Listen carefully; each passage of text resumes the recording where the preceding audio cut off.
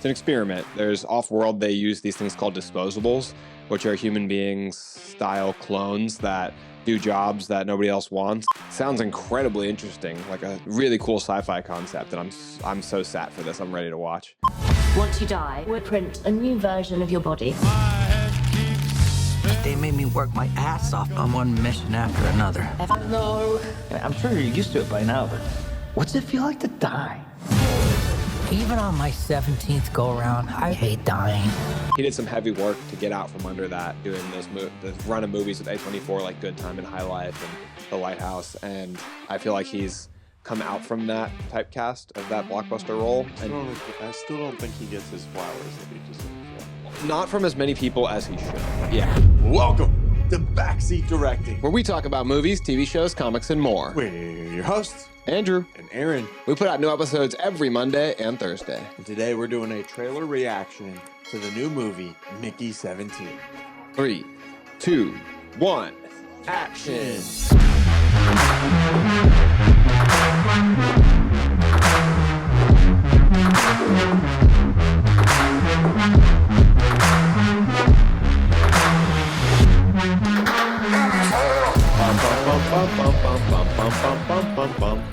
It is about time that we get to see a trailer for this movie. This movie was supposed to come out in March of this year. Yeah, and I think it conflicted with dates for the stupid new MonsterVerse movie, King Kong and Godzilla, which I did see in theaters and I did not like very much. So I was insanely disappointed that Mickey 17 wasn't coming out in March. Yeah, this was on our most anticipated movies of 2024 list episode that we did at the very beginning of this year.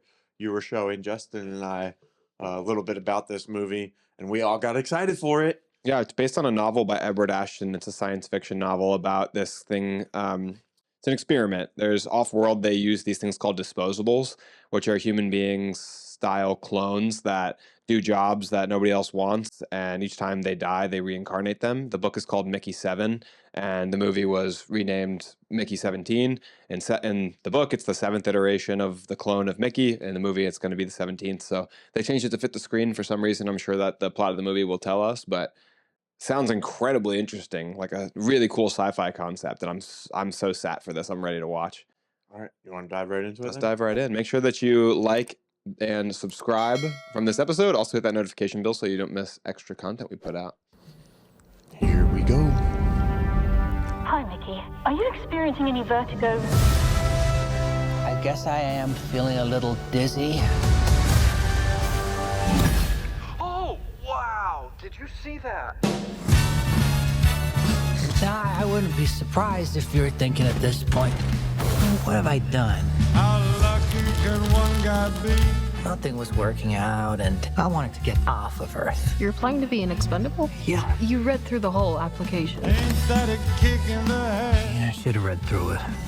Once you die, we'll print a new version of your body. My head keeps spinning. They made me work my ass off on one mission after another. Every time you die, we learn something new, and humanity moves forward.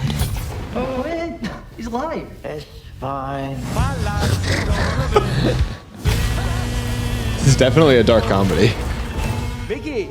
Very Very dark. good for you. Yeah, no. I'm sure you're used to it by now, but what's it feel like to die? Even on my 17th go-around, I hate dying. Wow. His voice sounds so different. Yeah.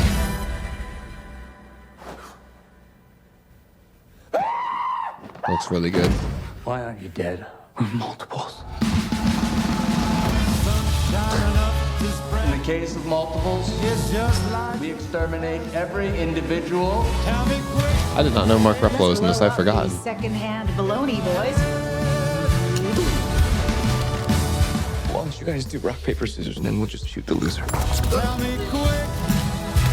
Tony Collette, the cast is so stacked. Another kick. Tell me quick. Introducing Mickey 1, Mickey 11, Mickey 17.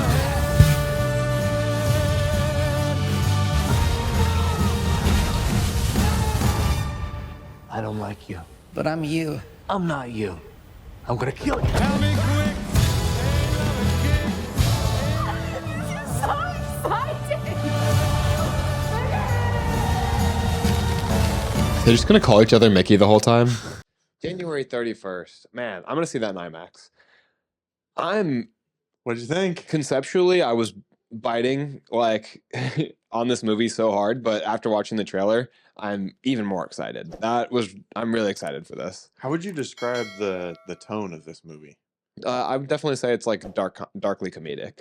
What would you maybe like relate it to? Like it's reminding me of something, but I can't like put a pin on it. Yeah, it has like this. It's like a really dark thematic elements, like It the kind death of and reminded me a little bit of the show Fallout.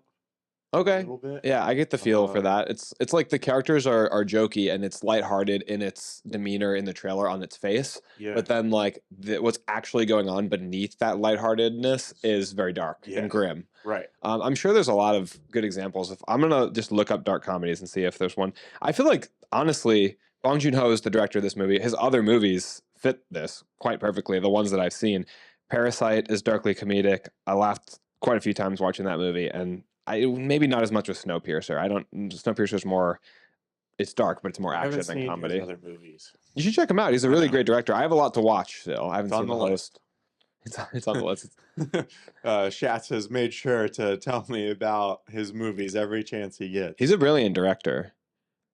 Yeah, Parasite won the Oscar for Best Picture, right? Yeah, well, maybe Beetlejuice is a good example. Yeah, it did win the Oscar for Best Picture. Maybe Beetlejuice is a good example, or American Psycho. Those are good dark comedies. Mm-hmm. But yeah, it definitely has that feel which is what I love because it looks very intriguing in terms of like the conceptual elements of being a clone and what that means. It's like kind of harkens back to that ship of Theseus argument from WandaVision. Like as you continue to create new iterations of Mickey with new experiences, like how much is it like the original Mickey? Is it a completely new person? You know, if you completely obliterate somebody and then recreate them on an atomic level, are they a completely different person, or are they the same because they have the same components from the structure of their DNA? So there's a lot of big-minded sci-fi questions that'll come along in this movie, but it's also, like I said, very playful. So I think we're gonna laugh a whole bunch. Stephen Yeun is in this movie. We love him. That's Mark Grayson, my guy. That's Invincible himself. Here we go. That's Glenn from The Walking Dead. And Toni Collette, she's amazing.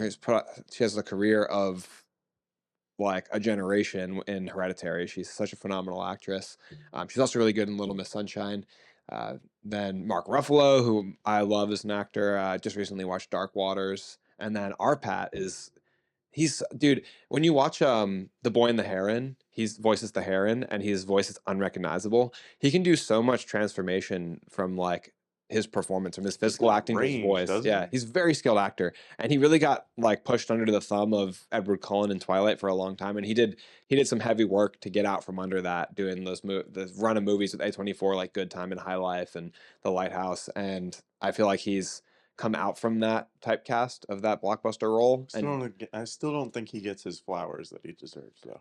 Not from as many people as he should. Yeah, I mean, like he's so good in the Batman. Like the facial acting in that movie, you know, the acting he does with just his eyes alone in the scene where the Riddler is saying Bruce Wayne and his face is like so stoic, but you're reading this like terror in his eyes. Like, does he know that I'm Bruce Wayne? And he can just perform the hell out of a scene. And I'm so glad that he's getting these interesting, unique roles. He seems like somebody who could have his pick of the roles. Like he could find like a Marvel-esque blockbuster role if he wanted to, but he's choosing to do a movie like this instead, and I just love that because it's fun to see his talent. He still has that blockbuster. He still has Batman, yeah, but it's the artsy superhero role of the options available. You know what I mean? I love these art house movies that he does, smaller studio movies. I don't know what studio is doing Mickey 17, honestly, but he's an actor. I am an actor. Warner Brothers. It looks so good. I'm excited. I'm gonna go see it in theaters, and then I want to watch it on Max as soon as it comes out again. Based on the trailer, what do you think of the different categories that we rate movies from? So briefly, the story, the acting, and the actors that have been announced. What do you think of the cinematography? We got sound design. Probably don't know too much from the trailer, and then like the set and character design. I mean, from what we saw, it looked really cool. And then like, how rewatchable is this movie going to be? I think because of the comedy element that softens the rewatchability of like a dark movie a lot. Mhm. I think it'll be largely rewatchable for me because I'm excited to see the performances in it. But just based conceptually on who is cast and the concept for the plot of it, I think that this is a high contender for our story and acting categories to be up there in the upper echelon, the 9 or 10s out of 10. I would be surprised if like the acting isn't like an 8 or a 9 at least. You know what I mean? Yeah. They Yeah. picked great talent for this movie. Yeah, and then obviously the director knows what he's doing too, so the story is probably going to be up there as well.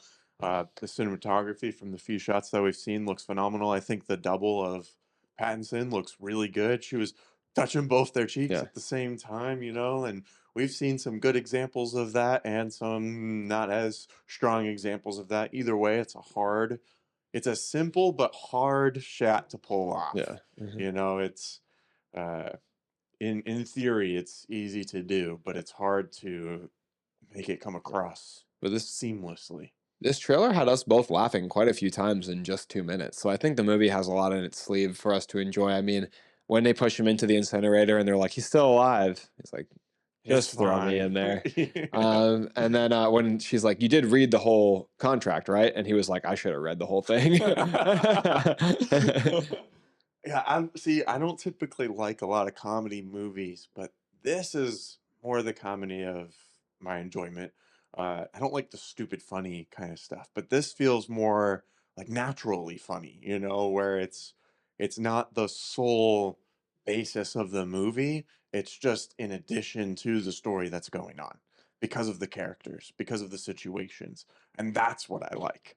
Like I like to laugh and have a good time, but it doesn't have to be stupid and over the top. I think it's ridiculous not liking slapstick comedy. I think it makes up some of like the best and funniest movies. I think that discounts like all the Adam Sandler movies, all the Jim Carrey movies, Will Ferrell movies.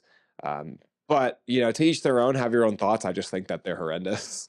And I think yours are too, but I disagree. Well, I think the world at large would agree with me because there wouldn't have been such $1 million industry for those It's movies. all right. McNeil's on my side. That's what counts. I think Justin is on your side too. No, I mean Justin likes The Mask. I know that much. They were talking about it on an episode of their show. They did the movies that shape my taste. I don't know. Maybe he's more in the middle of the road, but the last time I said one of Justin's apparent opinions, I was wrong. Yeah. So I'm not going to do that again on the show. We can't speak for him. He'll come back and let us know. So, I mean, I think we're both very excited for this movie. I'm excited. I mean, I'm excited to see the other inventive ways that he dies because we've seen him fall through the ice. We've seen his hand get ripped off in space. So there's still like 14 other ways for us to see him die throughout the story. So the counter went higher than 17 too, didn't it? There was 18. That's the double, I think. Yeah. Yeah. So they just printed another one on accident, which I mean, it looks phenomenal on screen, like you said, like with that first iteration where they're side by side, getting both their faces in the frame. It looks really good. Yeah. January 31st of 2025. January is normally where movies go to be forgotten. Yeah. Not for me. Do you think this movie will kind of stand the test of time throughout the end of the year to where people remember it at the end of the year? I don't think many people will be talking about it by the end of the year. Like it's not going to be held in conversation as long as like Barbie and Oppenheimer, which is obviously an outlier. But I think that when award season comes around, those people will remember this movie because it's Bong Joon-ho, because he's just coming off of Parasite. I think it will still be in conversation for the award season when that comes around, even though it's so early in the year. It's got to be weird as an actor, an artist, and for everyone who works on this type of on films like this, where it's wrapped so long ago, and then it comes out like years later from when you were actually working on the project. It's like hit for hit. Yeah, it is like hit for hit. We're gonna know what that feels like deep in the future when it gets finished with the editing process. We are 2026, baby. They're coming out right alongside the Batman Part 2. Yeah, but it was a risk to come out at the same time as all these DC and Marvel movies that are coming out in 2026. But trying to start like a Barbie Oppenheimer. It's gonna be like Barbie Oppenheimer, but it's gonna be the Batman Part 2, hit for hit, Superman. Yeah, yeah. A triple whammy. Two of them are going to be successful, but we don't know which ones. We're still waiting to find out. Yeah. The pre-order sales haven't rolled in yet. But I'm so excited for this. I think that when a really good performance in my mind should start with like the voice. I feel like I remember hearing a video with Heath Ledger talking about this way back with the vocal posture of Ennis in Brokeback Mountain, and I was like, that's so true, because acting is all about emoting on your face largely in terms of film being a visual medium, which I think it predominantly is. But like they're always, the face is always changing. Like when you change the tonality of your voice, that's constant throughout the movie. So I'm so ready. Like throughout the movie, you're going to have a bunch of different emotions. The face is going to be changing no matter what character you play, is what I'm saying.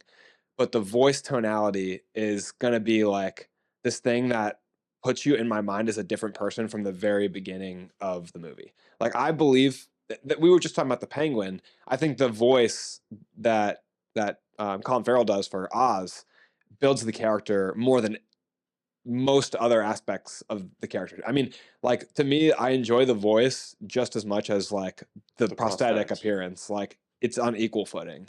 So I'm excited to see. He sounds like a different person. It really helps you when you're watching the film to be like, oh, that's Mickey, not Robert Pattinson. Yeah, and that's exactly how I feel even in this 2-minute trailer. Like Yeah. I'm like suckered in. I'm like, oh, that's like somebody else. It's like, is that Batman? No, I was that's like, not can't be. Batman. Batman sounds like this. Yeah. The city streets are crowded for the holiday, October. and I'm there too. Yeah. October 31st, Thursday.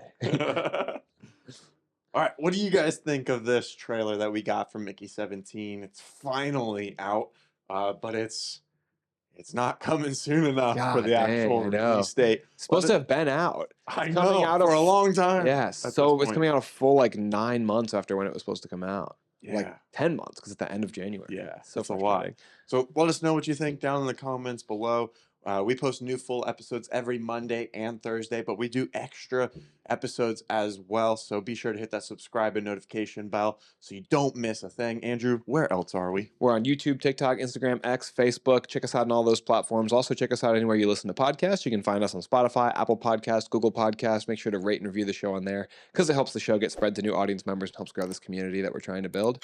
Speaking of the community, you can also recommend us to friends and family by word of mouth. It's the best way for new shows to grow. And if you want to tell them that they can join our Discord, they only have to pay a nominal fee that Aaron will now describe in the disclaimer. It's almost embarrassing, asking for this much every episode, but it is totally free. Yeah, so just click the link. That's all you got to do, and then you can join the deeper conversation with us about movies, shows. We have people that are posting their original stuff in there, and we also take episode recommendations, and we get to them pretty quick as well. We do different polls and debates and whatnot in the Discord. So if you want to join in on the conversation even more, just click the link. It's totally free. Yeah. Thank you so much for watching the show with us. And That's a wrap.